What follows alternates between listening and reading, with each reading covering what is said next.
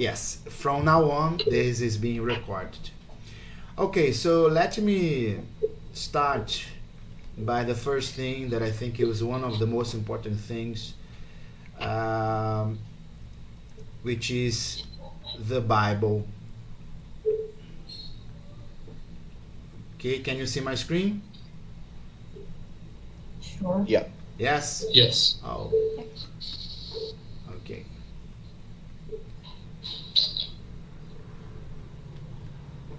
So, yes, you are seeing my screen. So, this,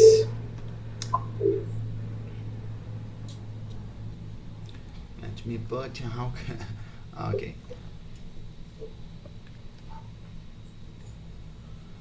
I believe you all have seen this picture once in your lives.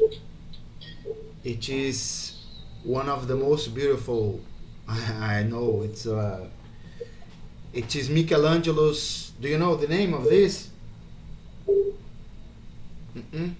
The creation of Adam. And that is, you have two main characters, which is, you see, like it's very, the creator touching its creation. Yes? So Michelangelo tried to make this, and he put this thing here as like the brain, because God is like the engineer of all things, like the brain of everything that exists. Okay?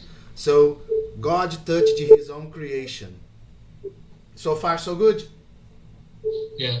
So God created his own image, and possibly we have, some say there is a little of power of God on us, but there is something that God has given us, which is very adamant even to our presentation, which is curiosity.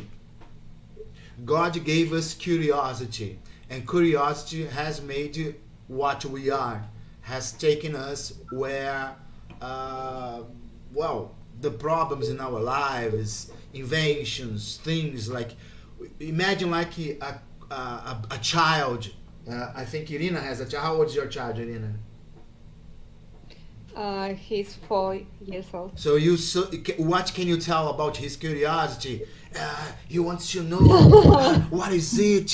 He wants to taste sand when he goes to the beach. Yes, this curiosity. Yes, his favorite word is why, mom? Yes, why this, why that? But unfortunately, depending on the conditions of our lives, if we don't have a stimulation for that, this curiosity is somehow cut. And that is what teachers have to make students, like to make this curiosity continue. But going back to real life and everything, we see that God has provided us this curiosity. And this curiosity is something very important in this work, Frankenstein. Okay? Okay, so according to the Bible, you have Genesis. It's the first. I should have put Genesis, I put Psalms, but okay, you understand the point. So Genesis is the first book, like it portrays God as a kind of scientist. There is always in there, and God liked that. And because it's written in third person, and the narrator says, and God liked that, and God liked that, and he liked that, and he liked all of it. There are, I think, every time God makes something, God created the heaven and earth, and he likes that. God created this and that, and he liked that. Like, hold on. There are three things that God has. One, he knows it all. He can anything, and he sees future, past, present. He sees it all. Yes? Following? But in Genesis, we also have the creation. God tries to make his own image, but he doesn't choose a random element. He chooses carbon, because we are like in Star Trek 1, we are carbon unities. That's what we are, carbon units. Yes, and he uses mud and through the mud he blows life into that. And here we are. Yes? So we are converted into DNA structures and everything, complex mud. But we are nothing more nor less than mud with something inside. Spirit, soul, whatever you may call it. Okay? But remember, we have something. Curiosity. There is something interesting. I think it's Walt Whitman. He wrote that. It's beautiful, and I'm going to share with you. The body is a vessel that enables the soul to experience the world. It's deep. Yes. I will repeat that. The body is a vessel that enables the soul to experience the world. There is another version, Plato, that says that the body is a prison for your soul, but I prefer Walt Whitman to Plato. Okay? And we are conducting this vessel, but full of curiosity. Carbon, I'm sorry, forgot. So God made this image, and there God gives the power to add to that creature to provide names to all living things. Somehow, like a child, imagine, Irina, your child is 4-year-old, but he is able to speak a language and name all the species, everything. And you didn't teach him how to speak. You didn't have like Maria to be a teacher to teach you the language. No, go. No problem. Well, version, as I said, this is a mythology as well. Okay, this is a mythology. The Bible is a mythology that somehow is accepted as a religion, but it is a mythology. Okay, but he feels so sorry, oh man, I'm so lonely, and he asks for a gift. We didn't have Christmas yet because Jesus had not yet born, but God somehow conceived him a gift, and the gift was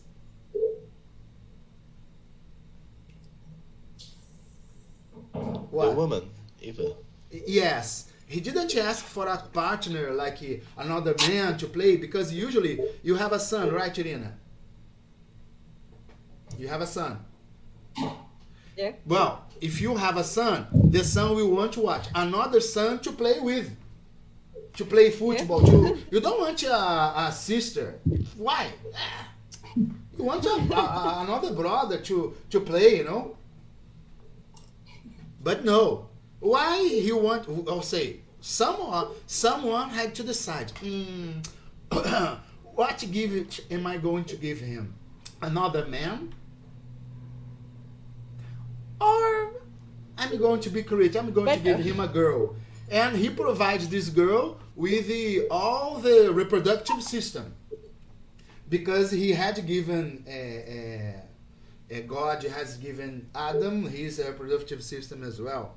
Well, and then God says, okay, I'm going to give you that. And he gave this other being, Eve, the free will. You can do anything you want, but there will be consequences of your deeds.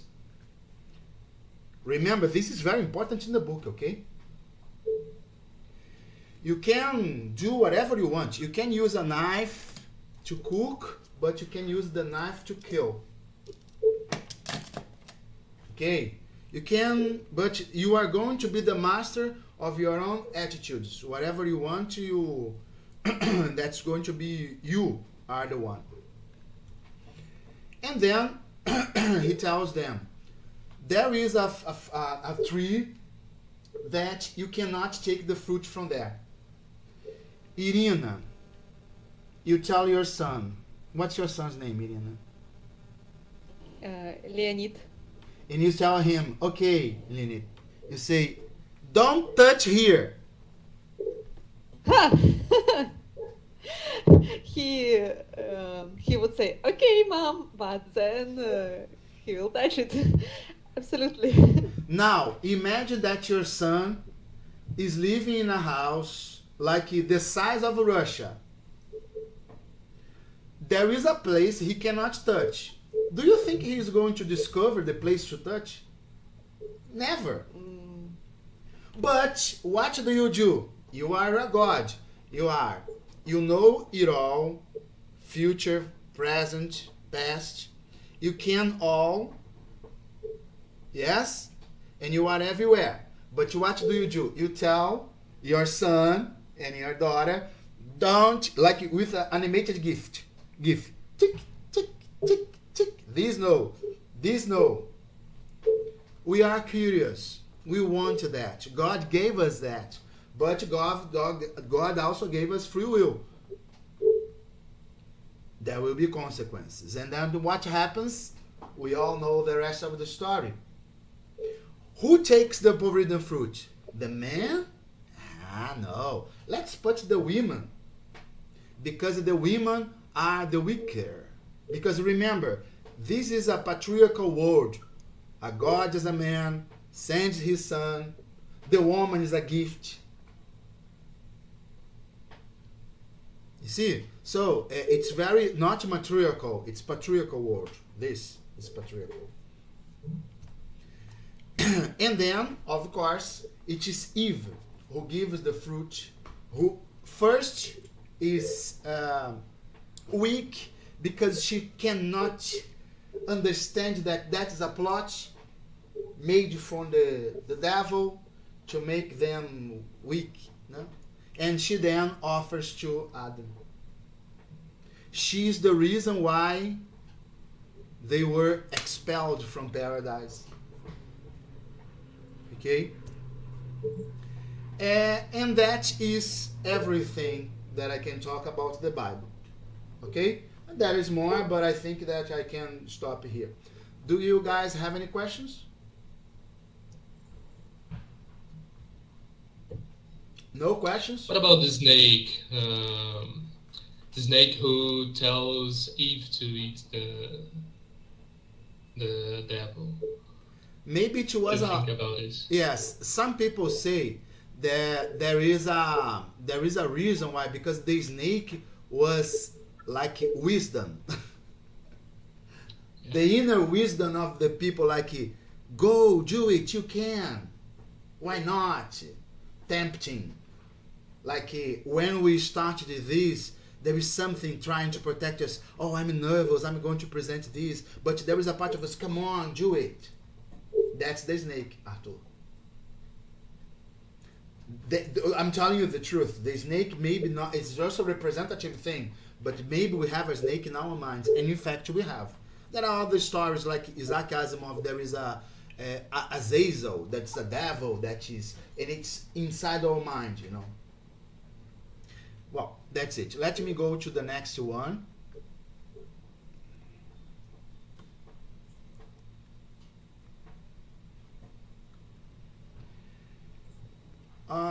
Well, Paradise Lost. I think that's the perfect one. I don't have many pictures about Paradise Lost, only this, because it's going to be quick. Well, in Paradise Lost, as we saw, just give it a minute.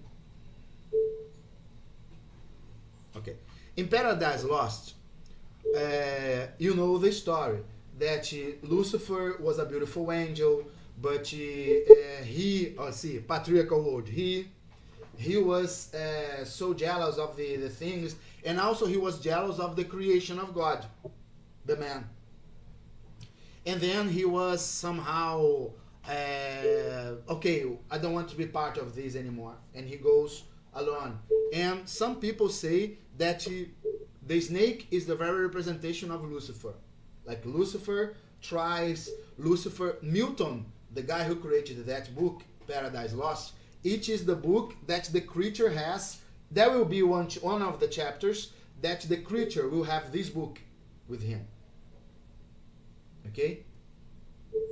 And then, because of this book, because that's the very first book that the creature reads by himself. By himself. And he, he gets this as a motor, something for reaction. Okay, this is an external thing to make the creature what it is, and that's the book. That's why I remember when I first read it, I was very afraid because of this in the cover of a neon. But when I started reading, I said I need preparation to read this book, and then I had to wait for some years to start reading, and then I can tell you yes, no, it's okay. But I can tell you this. Imagine this: God knows everything, present, past, future. So with this characteristic, we see that God was a bad person. Like Irina says, "Oh, my son, don't touch here, because if you touch here, you will hurt yourself." So you are telling the child to do that.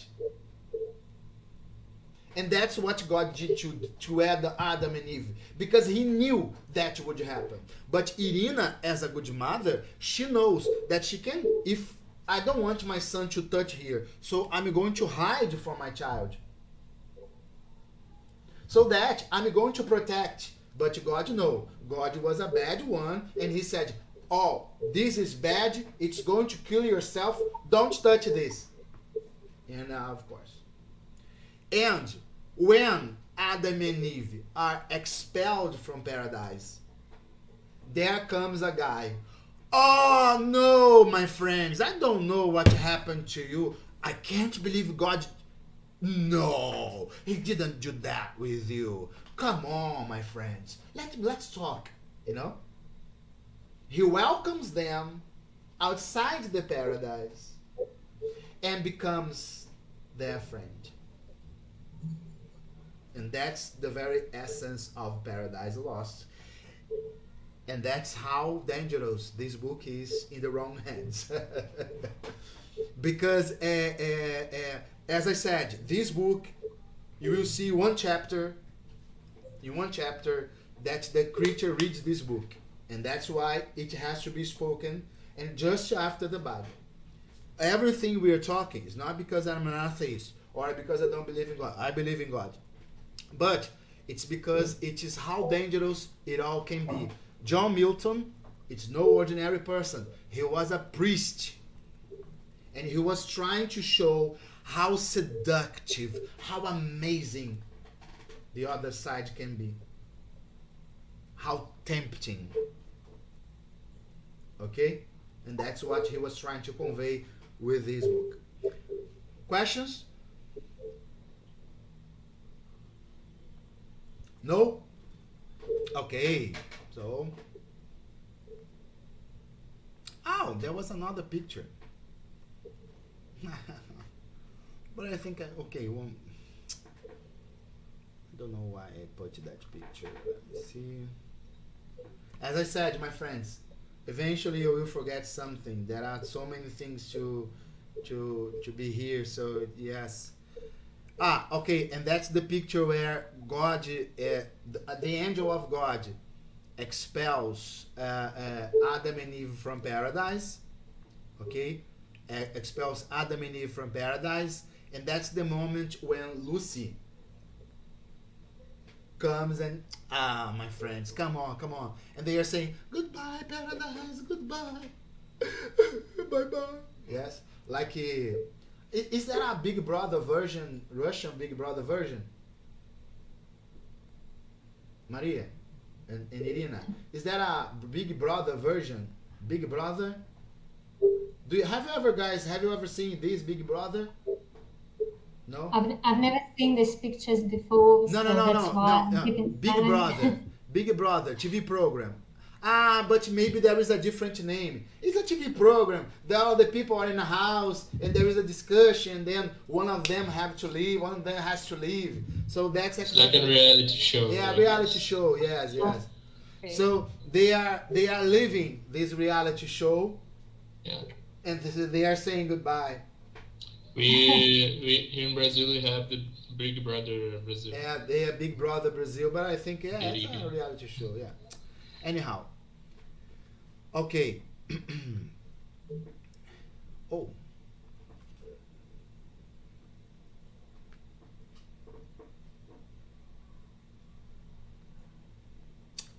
Okay, so I'm going to Prometheus and the mythology part of the book, because the book's name is um,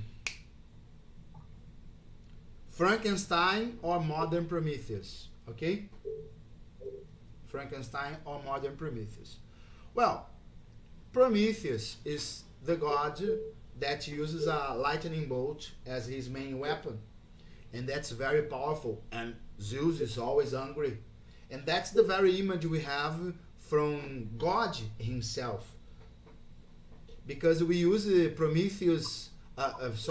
We use Zeus's image as an old man, again patriarchal, an old man, and that is the image we have from God.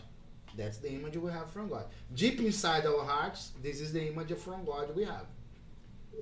The Plato,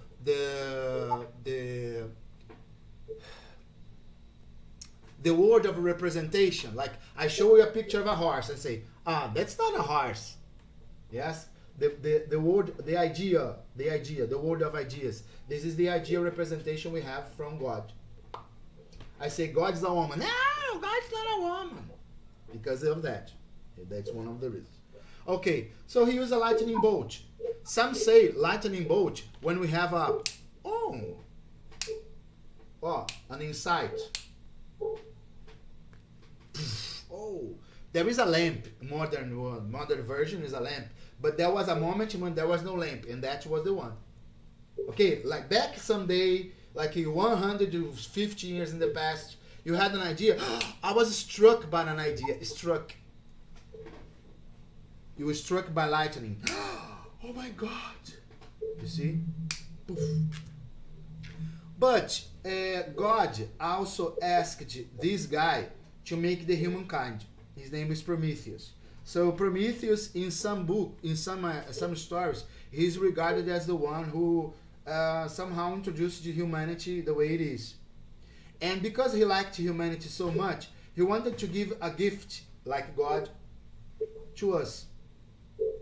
And the God is, and the gift was fire. So he stole the fire from heaven and gave to us. What is the fire? Knowledge. Well the power done. of knowledge. Yes, man. Yeah. Knowledge. Remember, the tree of knowledge. The tree of knowledge.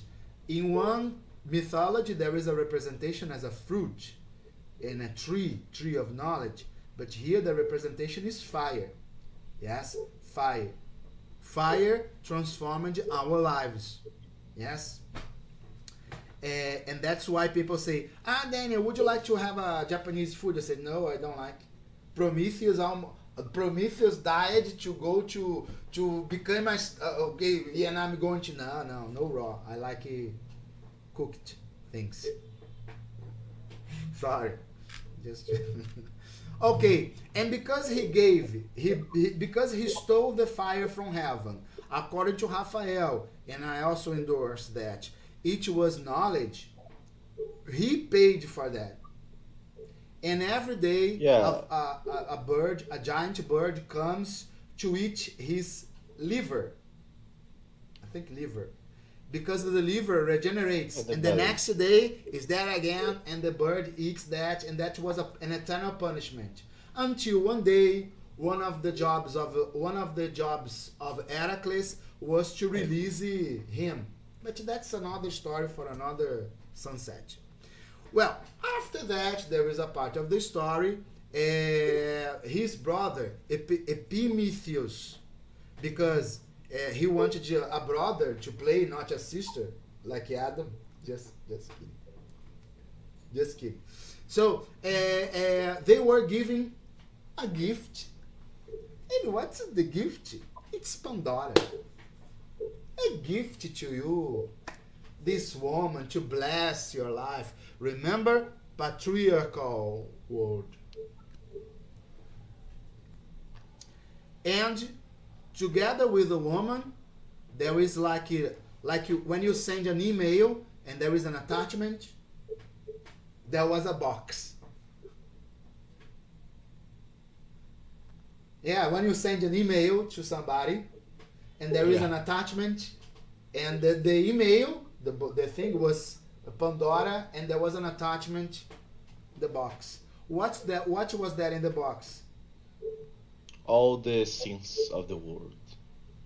All the Everything. sins. All the sins, Yeah, disease, yeah, is a evil, Evil. everything. There is another version which is also poetic. It's all the good things of the world were there, but she released all the good things, and there was only one good thing that remained: hope. Yeah. There are many This one versions. is more romantic. Yeah, very romantic, very romantic.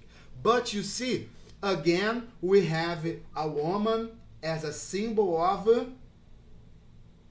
punishment. The Yes. man was there perfect, and there comes the woman to destroy the world, the world of Yeah, man.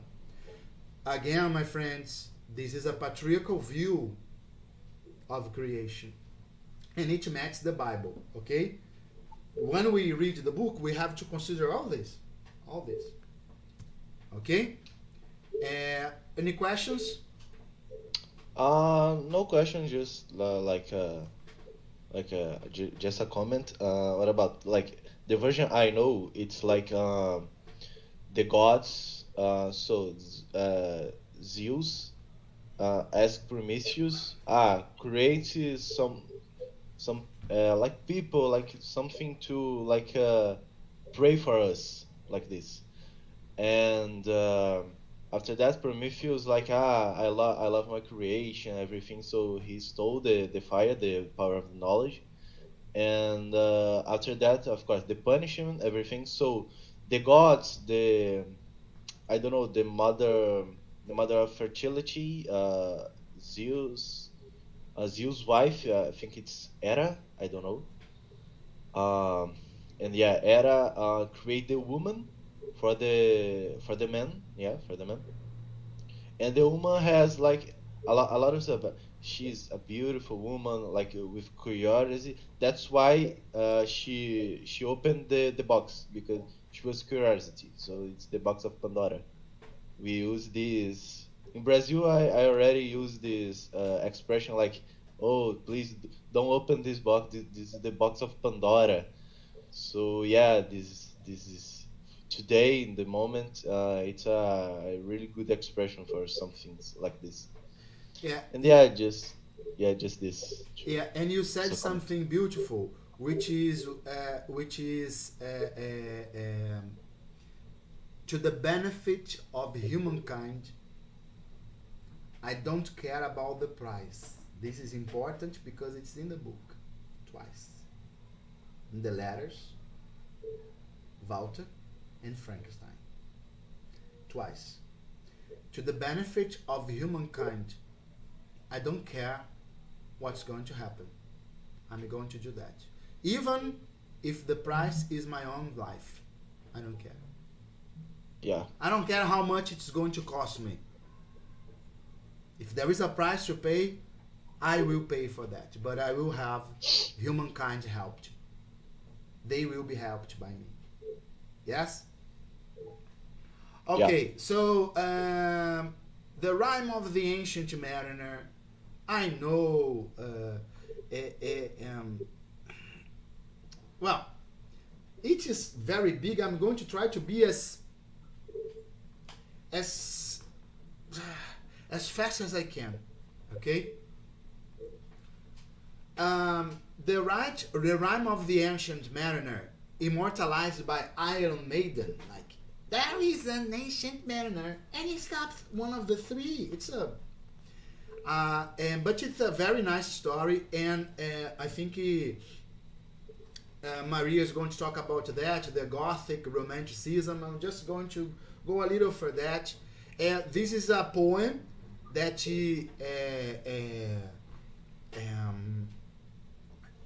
it's also something.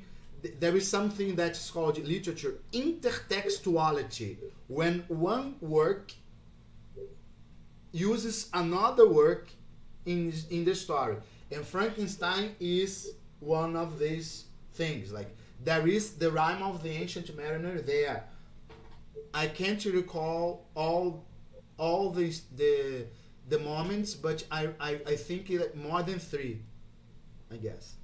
And this is beautiful. Water, water everywhere, not any drop to drink. I remember once I was giving a class to other teachers, and I told them, oh, be careful. Water, water everywhere, not any drop to drink. What you talking about, teacher? You cannot date your students. Because that's a temptation you cannot have. Water, water everywhere, but not a drop to drink. One of the students was a little bit angry with me. I married my student. He said, oh. But what happened is that eventually I learned that he was very jealous of her because she was teaching, and she got divorced because of that, because he was too jealous. Well, anyhow, but this is the poem. And the Rime of the Ancient Mariner, Samuel Taylor Coleridge. So there is this old man, the Ancient Mariner. There is an ancient mariner, and he stops one of the three. So there are three people going to a wedding, but he stopped one of them because he knew exactly the person he would stop. And and the people were going to a marriage, and he started using his glittering eyes. Oh, hey. And he started telling a story to the mariner, because the mariner had no will. We talked about will. He had no free will anymore, because the mariner was using his power to get the mariner's will, the guy's will. And he started telling the story about this. One day they were going on a ship, but then it was very dangerous endeavor. They would die, and then something bad would happen, and then they were stuck.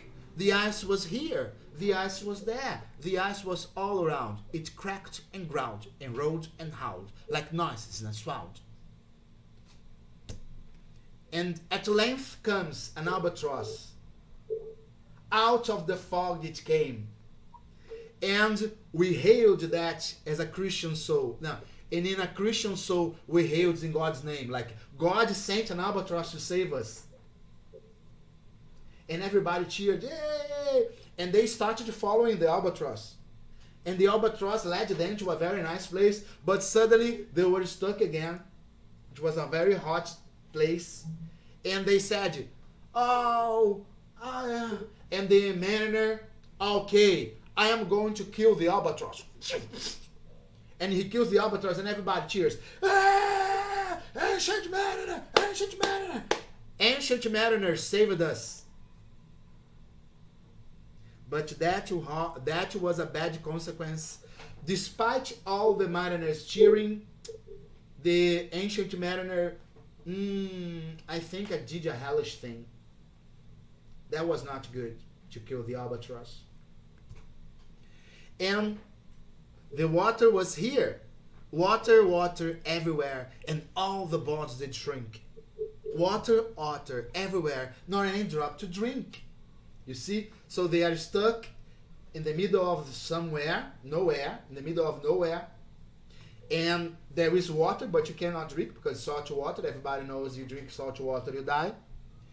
And they hang the albatross on the neck, on the mariner's neck as a punishment. Now imagine, putrefying albatross. Imagine the stink.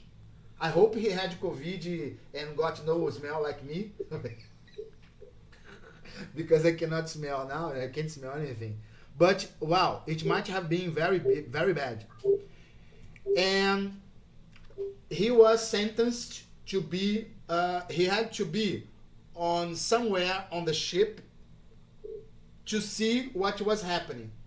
But they were all thirsty. They were all thirsty. But suddenly, the ancient mariner sees, the verb is descries, see very far from, he descries a ship. He wants to scream, but he has no saliva, no water in his mouth. What does he do? He takes his arm, he beats his blood. A sail! A sail! You see, he drinks his own blood to scream because he couldn't use the voice. It was dry. But in this ship, there was death and life in death playing a game. And life in death said, I won. I won. Like, you are going to have a punishment. You are never going to. There is a character, I forgot the name. He has to be thirsty and hungry, but never dies forever. I'm going to try to remember. I forgot his name. But there is this life and death. Like you are always in punishment, but you never die. And that's it. Life and death one. And what happens? The many men so beautiful, and they all did lie, and 1,000 slimy things lived on, and so did I. Because they are stuck, and there are many slimy things. Imagine green things in the sea, the things moving.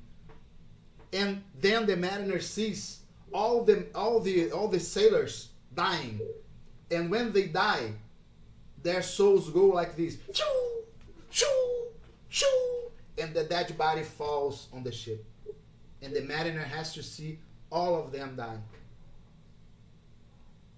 But then, after some time, the mariner recognizes the beauty of these slimy things, because like him and like the albatross, they were living things, and they deserve.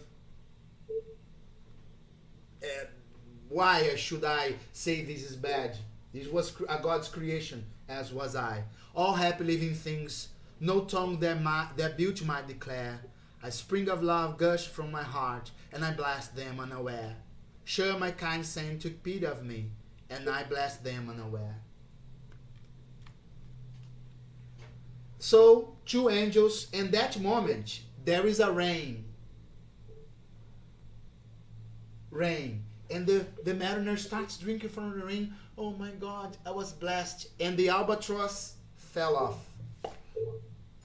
No more punishment for him. And the angels come. The two angels come. The other was a softer voice, as soft as honeydew. Quoth he, the man hath penance done, and penance more will do. Like, the mariner will have a curse. There will be some moment in his life that he will feel so bad, so much pain, that he will have to tell the story to a person. And yes, and that's what happened. This is a little summary of the rhyme of the ancient mariner. Okay? Okay, so just go back to the story, the first moment of the story. The mariner has a curse. When he sees the right person, he needs to tell the story, otherwise he feels this strong pain. The pain is only released when he gives the story, when he tells the story to a person, and that has to be the right person, the right person that needs to hear the story. Okay? I think that's all. I have said a lot. I think now it's Maria's turn. Yes, I have done. Yes, Paradise Lost. No, just okay. Cornelius Agrippa, Paracelsus, and very quick. Cornelius Agrippa, Paracelsus, and Albertus Magnus were very important figures in the book. I believe in chapter 2 or 3, I think 2 or 3, that the teachers mock him a lot because this is nonsense. This is nonsense. This is bad. This is not good. No. Don't do that. No. But they were very curious people back to the day. Back to the day of alchemy, okay? Because like God gave us curiosity, they didn't accept the things the way they are. Yes? They exerted their curiosity to do something to humankind. Okay? Okay? Okay. So I have something here. There are the Google Meet is telling me about 10 minutes that I have. So what am I going to do? I'm going to start another conversation. Okay, Maria? Mm-hmm. And Sure. then you go. All right? Yep. Okay. So let me finish this conversation. Don't go anywhere. I'm going to finish here and start another. Okay? Sure. See you.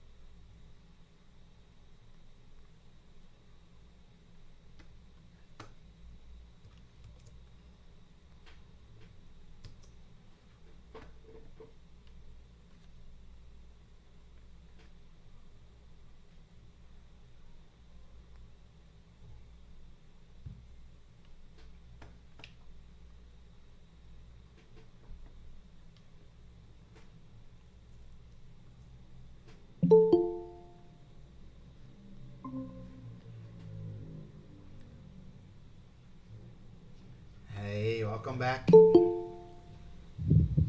Welcome back, Rafas. Hey,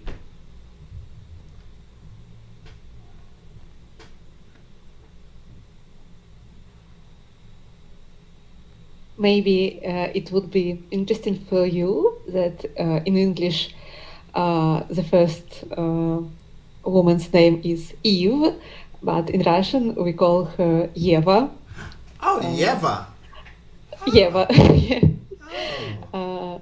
And how in your languages? How in Portuguese? Yeah, Eva. Eva. É, As Russian. Similar. Eva. English Eve is very similar. Oh, Maria is back.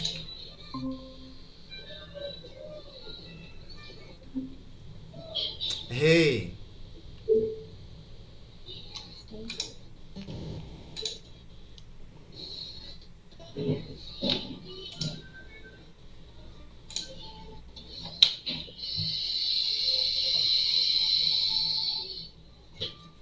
So shall I start? Yes, please. Okay.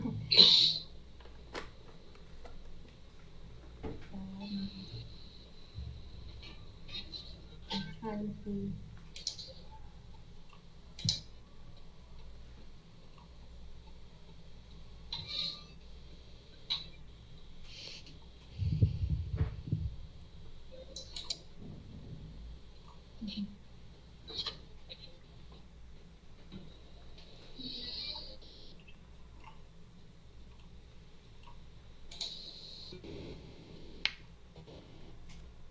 So, and what's going on?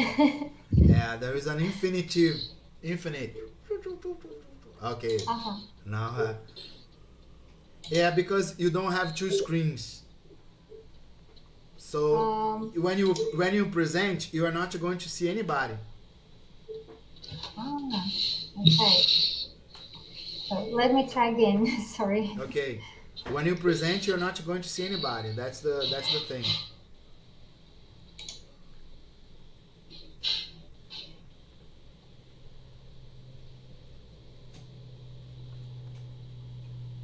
Yes.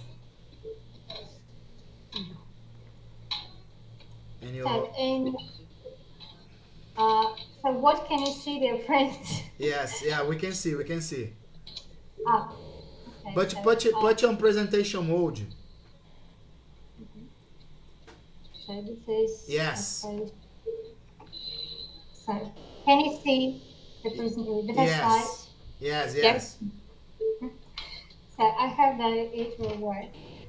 So I'd like to give a small talk about the background information. I was really curious about the background of the story because the first impression that I have, or maybe I could call it the stereotypes about the Frankenstein story,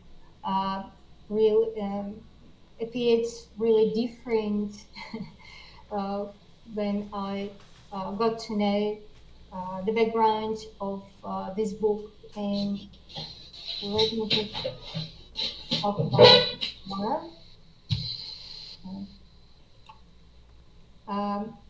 We can face with different questions to ask before we will dive into the plot or the book itself. In the internet, we could face with different frequently asked questions. Among them, the most popular probably are: what influenced Frankenstein? How old was Mary Shelley when she wrote Frankenstein? In what historical period was this book written? How is Frankenstein connected to the Enlightenment? And why did Mary Shelley write, actually? What was the reason for her to write this book? So on this picture, you can see the portrait of Mary Shelley, and you know that she was only 18 years old when she became the author, so to say, when she started writing this book. And let me talk for a while about her biography. She was the daughter of two England's leading intellectual radicals, and probably that's one of the reasons for her to become the author of such a promising book. So her father, William Godwin, was the influential political philosopher and novelist, and her mother, Mary Wollstonecraft, the author of Vindication of the Right of Woman. So she was a pioneer in promoting women's rights and education. And now the story about Mary Shelley. So she met her future, first and only husband, the poet Percy Bysshe Shelley, when he visited her father's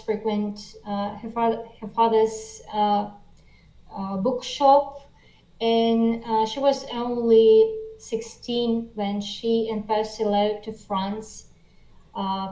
Then, during their marriage, she gave birth to 4 children, 3 of whom died as infants, and only one, the child, survived. And probably somebody just think about that. It was one of the reasons for her to create the story of Frankenstein. As for Percy, he died due to boating accident on, so to say, one of his periods of fame, because he was quite promising and loved among the audience. He was a very loved poet. Well, and one of, so to say, the breaking moment of creating that book was a competition. In the summer of 1816, 18-year-old Mary Wollstonecraft Godwin and her lover, at that time he was her lover, the poet Percy Shelley, they visited Lord Byron at his villa beside Lake Geneva in Switzerland, and probably read something like that it was a year without summer. And the reason for that was the volcanic eruption in Indonesia. And it was a climatic anomaly when the temperatures just fall down, drop significantly, and in most part of the world, especially in Europe. And at that very moment, the challenge began for her. Stormy weather frequently forced them indoors at the Baron's house, and sometimes they entertained themselves by reading volumes of ghost stories. And one of that evenings, Baron just suggested, she challenged his guests to write a ghost story by themselves.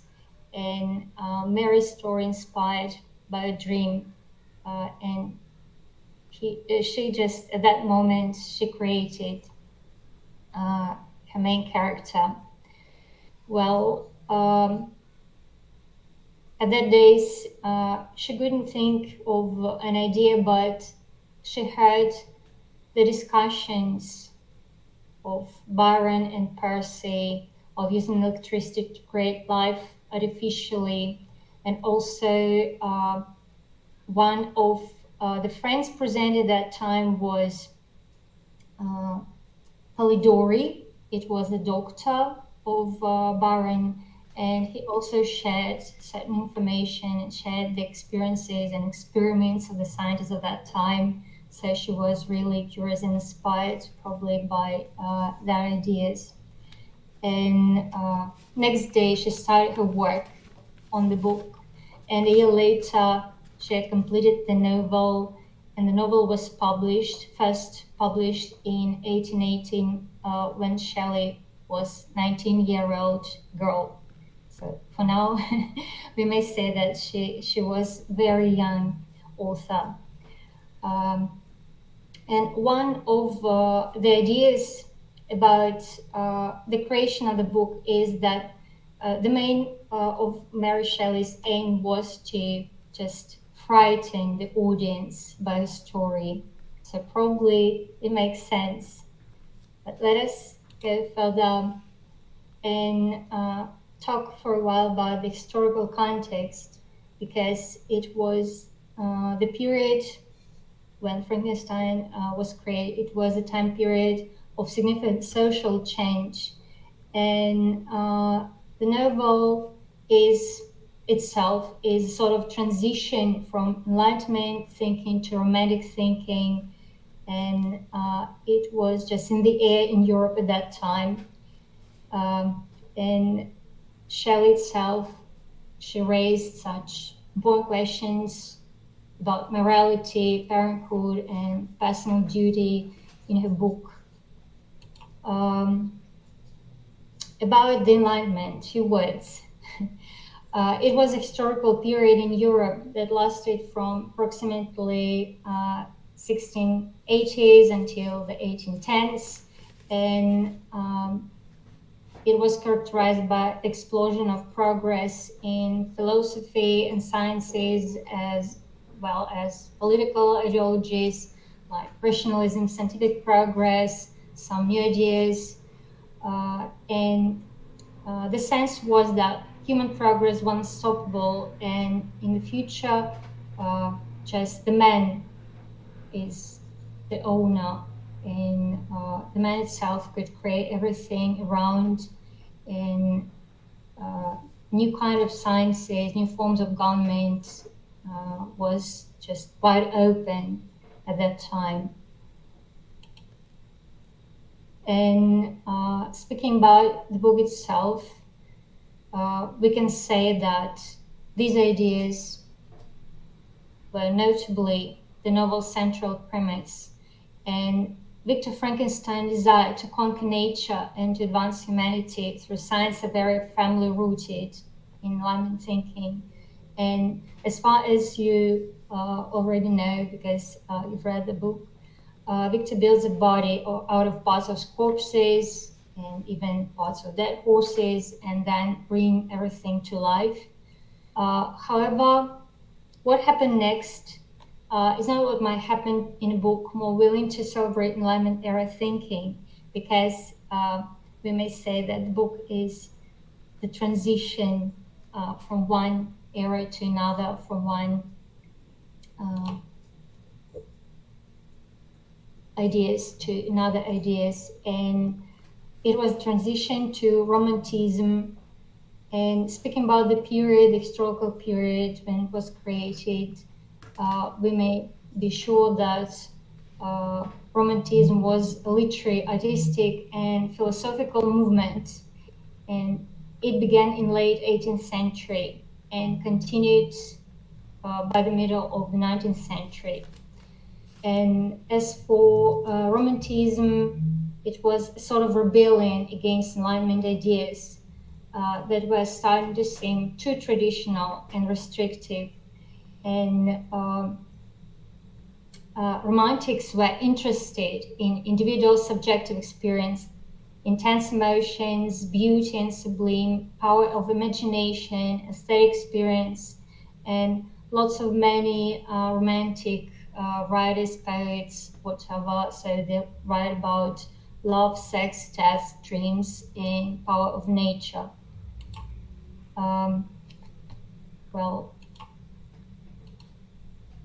so it's something happening. And this is a special effects in my presentation. So in this very slide, we may see the key figures, so to say, of romantic influence of that period. And according to different sources, there were two generations of romantics. The first, Wordsworth, Blake, and Coleridge, so they weren't mentioned. And the second generation was presented by Keats, Byron, Shelley, Percy Shelley, not Mary, because she was influenced by their works, but probably some scientists didn't consider her as the romantic writer. So everything is a bit controversial, I may say.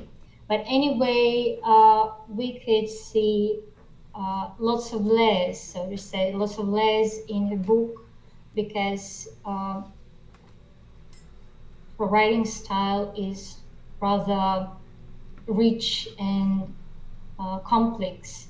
And we may say that it's the romantic story and the Gothic novel at the same time, because the setting happened in a castle and in the atmosphere of mystery, suspense.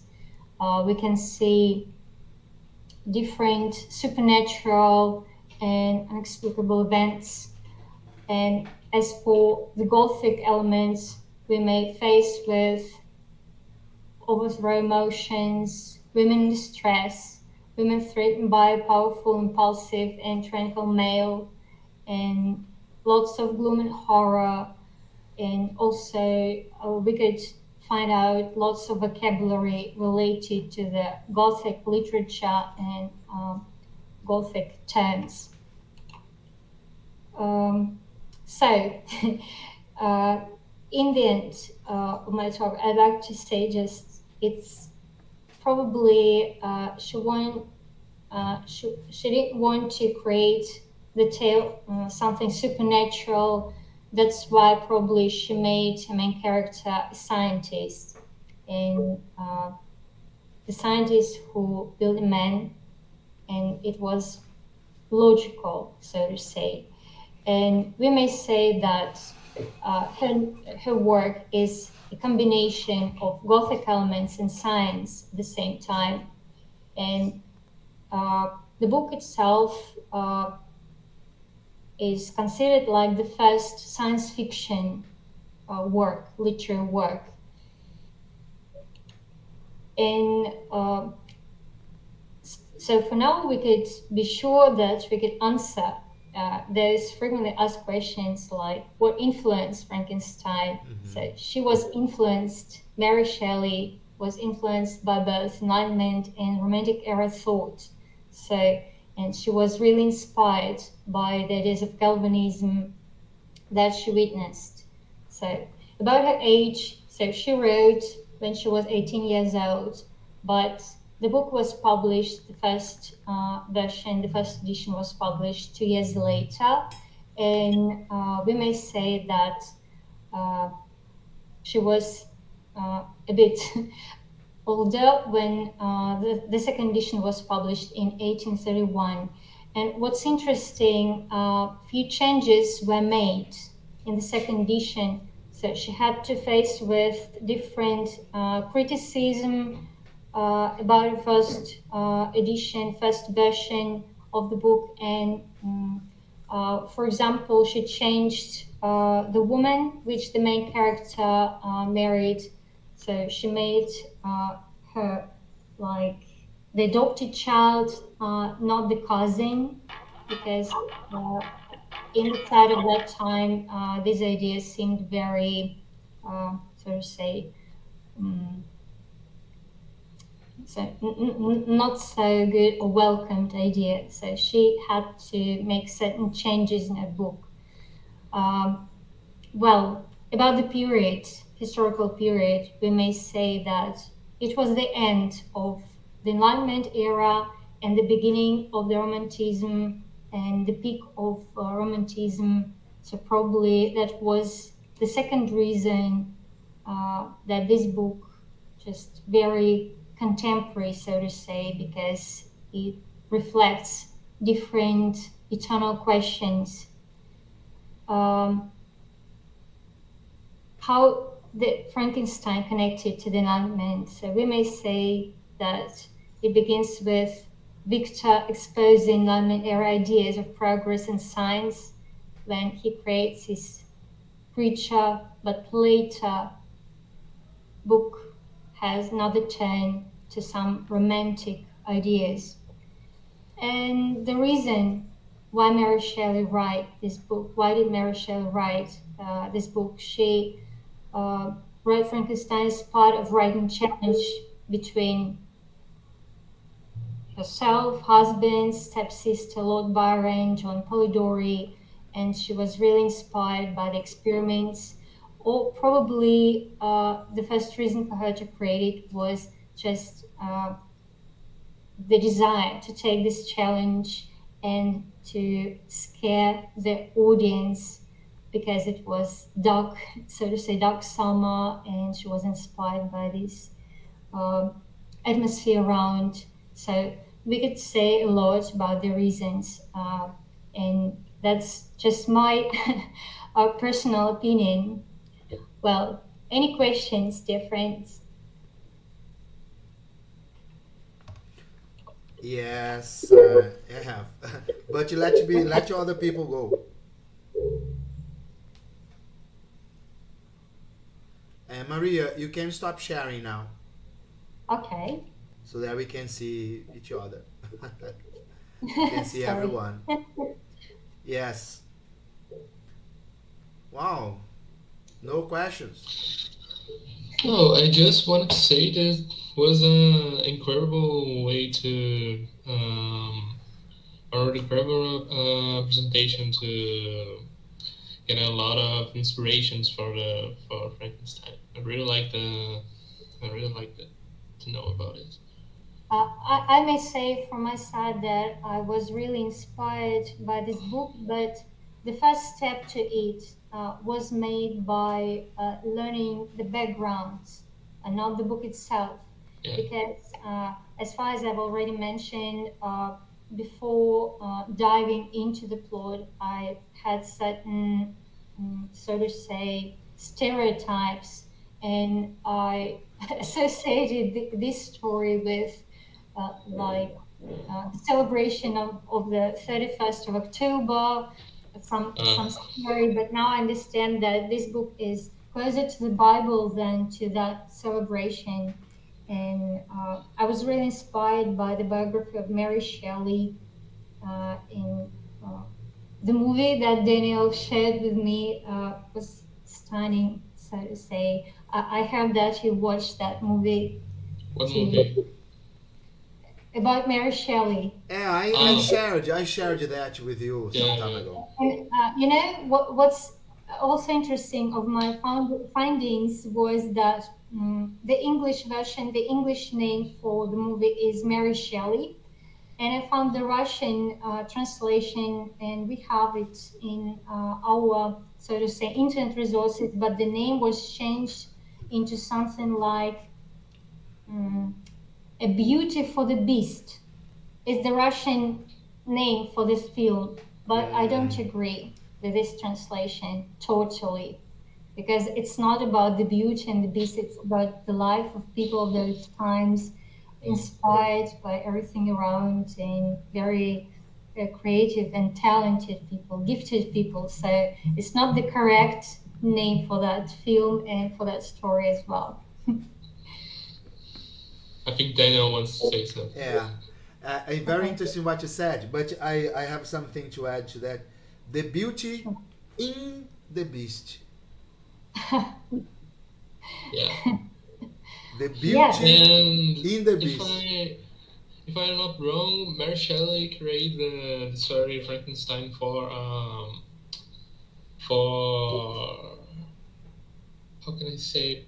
There was a group of authors, terror authors, right? And then Mary Shelley agreed to create this story for Competition. Yeah. It was one of those dark evenings.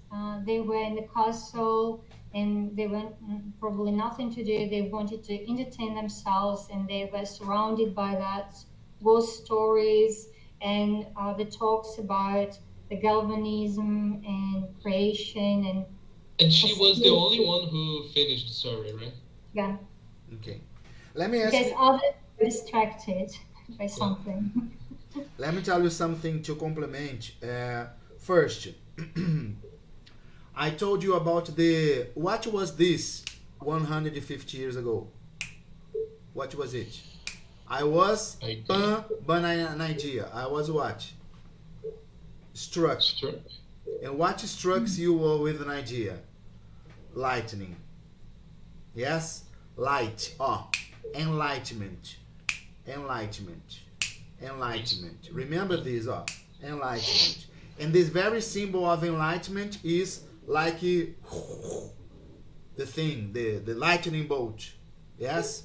In the story you see a lot. And I have sent you also a link to a BBC video. I have sent before, but I'm sending that again. And there is a fight, because you said about galvanism a lot. There was Galvani, there was a big fight between Galvani and Voltaire. In Galvani, he was trying to justify that electricity was something God provided us. And Voltaire said, no.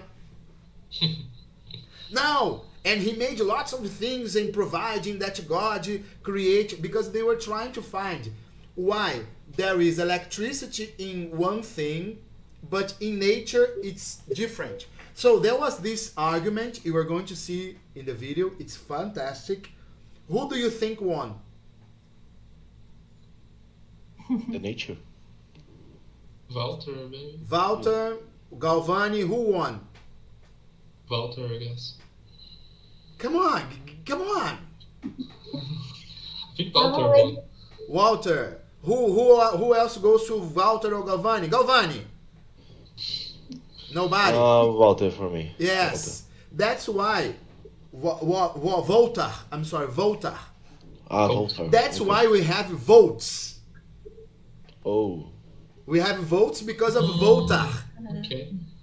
Like 220 votes, 110 votes, because Voltaire gave the name votes, which was a way to make his name forever, because he won the battle. He said God has nothing to do with this. Yeah. We can master that. Yeah. And that is, but I invite you to watch the video I have just sent you.